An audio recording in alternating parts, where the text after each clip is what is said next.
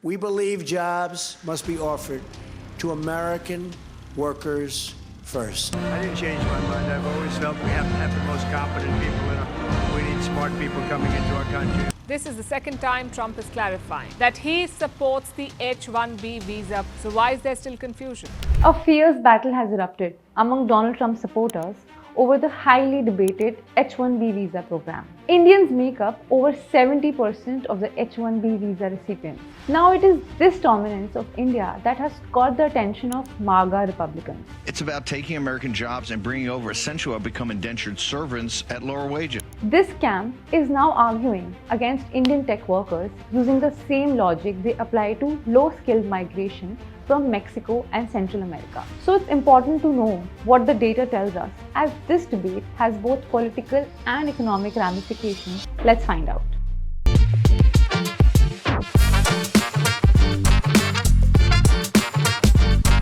Hello and welcome to Cut the Noise, a show where we decode market trends and offer insights that matter the most to you. The H-1B visa program was started by the US in 1990 to help American businesses fill vacancies in highly specialized fields like research, engineering, and computer programming by temporarily hiring skilled foreign workers. Now, every year, the program sets a limit, 85,000 visas. But here is the catch.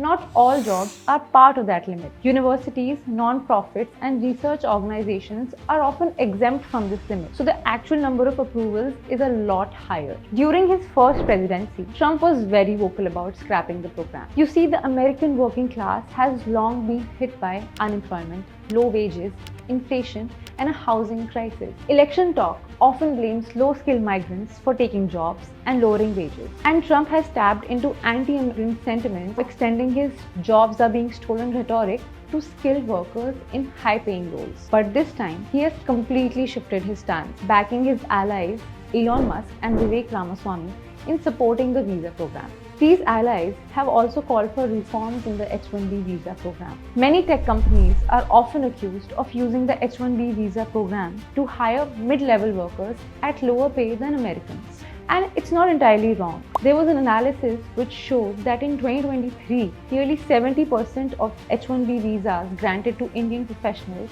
in the US were for jobs paying under $100,000 per year. And to put things in perspective, the median salary for IT professionals in the United States was around $104,000. So, does that mean that skilled migration from countries like India and China are actually bad for American citizens? Well, there's a twist. Immigrants on H-1B visa are actually benefiting Americans. These are highly skilled workers who bring in innovation, investment, talent, consumption, and they also pay taxes. I mean, just look at this data. Immigrants make up only 16% of all inventors in the US, but they are responsible for 36% of all patents in the US, making them much more productive than native-born scientists. Take a look at these people on your screen. They all came to the US through the H-1B visa. And just think of the kind of contribution they have made to the US economy. And when it comes to driving down wages of American citizens, there is more data that shows that this claim is incorrect. A study found that in 2021, the average salary of a H-1B visa holder was $108,000, while American workers only made $45,000 on an average. Between 2003 and 2021, the median salary of H-1B visa workers grew by 52%, while US workers saw a 39% increase in the same period. The same study also showed that from 2004 to 2023, fields like science, tech, engineering, and math had low unemployment rates, meaning the demand for skilled workers was higher than the supply. It is these skilled, sharp minds that have helped build America. And if the US clamps down on H-1B visas, the flow of skilled Indian professionals might shift back to India.